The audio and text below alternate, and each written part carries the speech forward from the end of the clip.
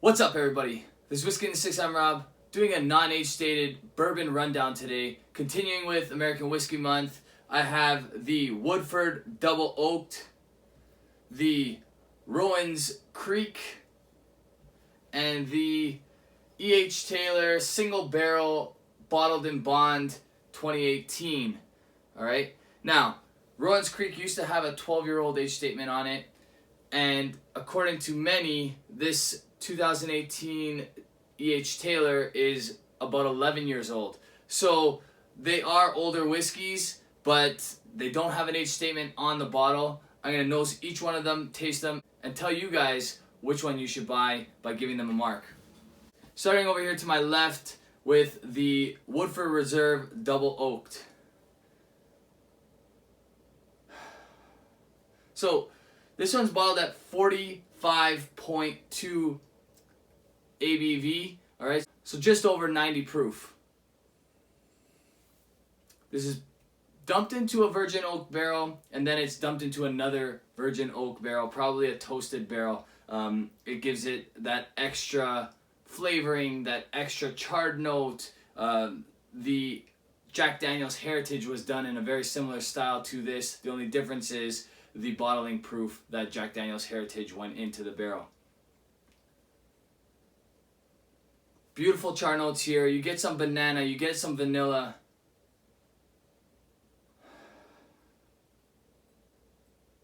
I'm always amazed at how good Woodford Reserve bourbon is. Even the regular Woodford Reserve, I think for no age stated whiskeys, they're excellent bourbons.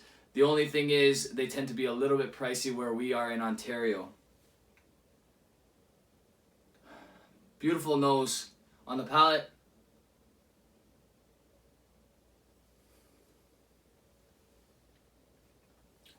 So this bottle's had some time to open up. The first time I tried it, it was super dry.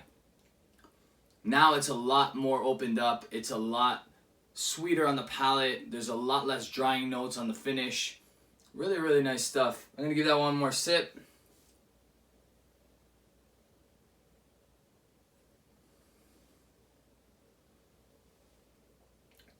Yeah, so brown sugars, vanilla. There's a nice charred note coming from the double oak. This is a great whiskey. About $80 at the LCBO. You can get it for much less in the United States. You can get it for much less in Alberta. Really, really nice stuff. Last sip here.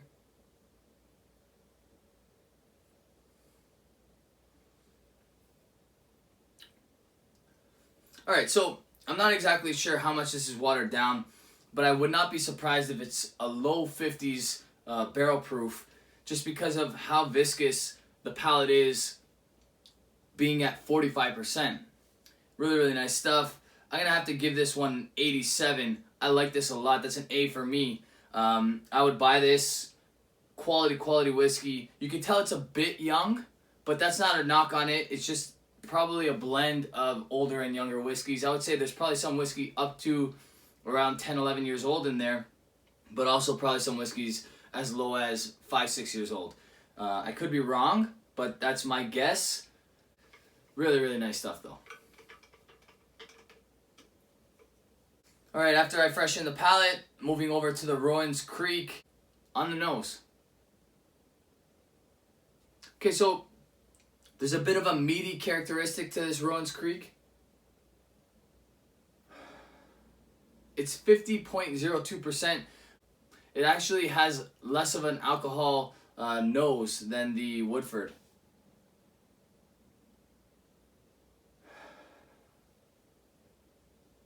Not getting a ton of vanillas, not getting a ton of chocolate or brown sugar, but that stuff is present, I will say.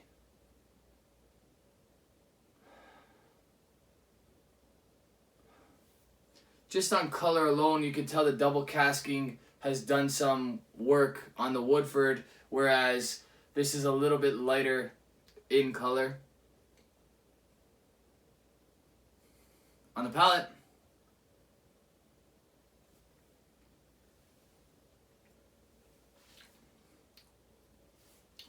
really nice. It's actually a really sweet bourbon.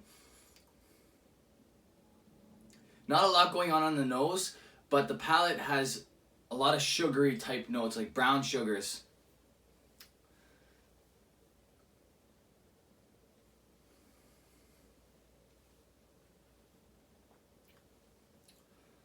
This does still drink like it's an older whiskey. I don't think there's only 12-year-old whiskey in this bottle anymore, but I bet there's some 12-year-old whiskey in there and then some maybe 9, 10-year-old whiskey to balance it out. A nice almond or nutty note that I just got on the nose there.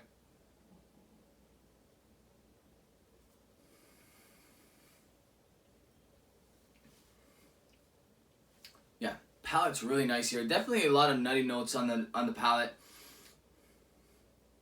Like roasted almonds, roasted peanuts. And then there's that brown sugar, and it's really sweet. So it's actually a nice peanut butter and maple syrupy type note. One more time on the palate, I'm going to give this one a mark.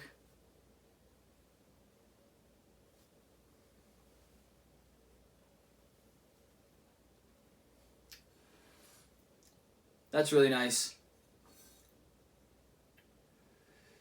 I would say that the palate is a lot better than the nose on the Rowan's Creek. I would give the edge to the Woodford on the nose by far. The palate's pretty close though, but all in all, this is still really good stuff. It's not too expensive. I think it's around $50 US, depending on where you are in the States. It's not available here in Canada, but if you can go down, it's worth the purchase. It's good stuff. I'm going to give that one an 85. Okay, last but not least, the E.H. Taylor single barrel. This is 50% on the dot.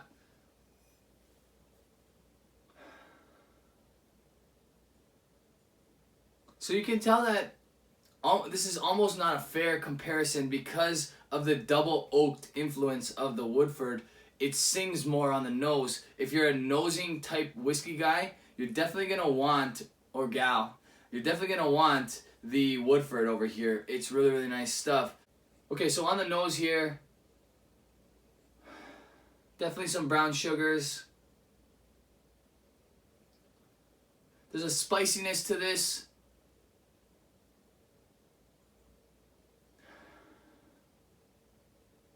Small Coca-Cola note on the nose.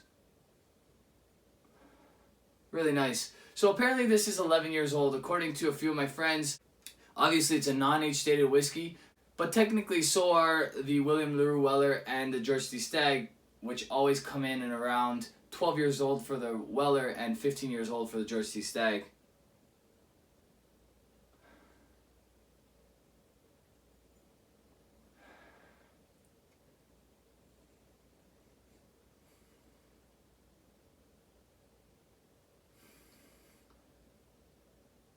There's like a slight peachy note on the back end.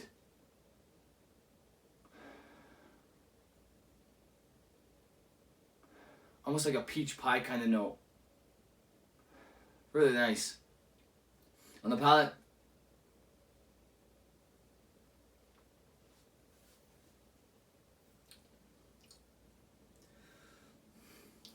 that's really nice. On the palate, this one is awesome. Honestly, I was really impressed when I opened this bottle.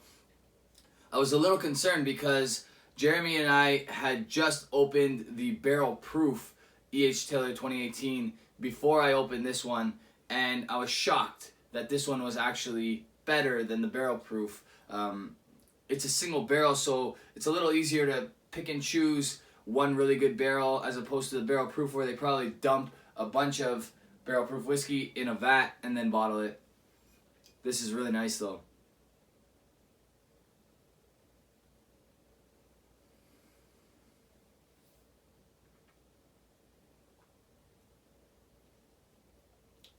Yeah, really, really nice stuff. This one's like an 88 for me. Honestly, it's really good. It's $100 retail at the LCBO. In Canada, for whatever reason, these are pretty readily available as far as allotted bourbons go. This sits on shelves for a while. It's easier to get the E.H. Taylor than it is to get any of the BTACs, obviously. But there are places in Canada where you can buy it pretty much at any time, which is kind of cool because it's one of the few bourbons that people fight over that we can get regularly in Canada. So both on nose and palate, this is honestly really, really nice. Like I said, this is an 88.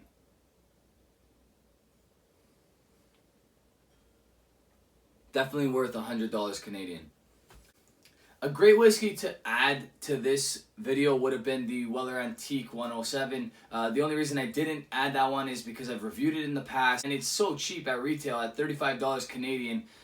The only problem is the secondary market on that is climbing quite substantially. So when you have the opportunity to buy it, I highly recommend you buy it because you're looking at around $80 American if you have to buy it on secondary, which is too much. This one was an 88.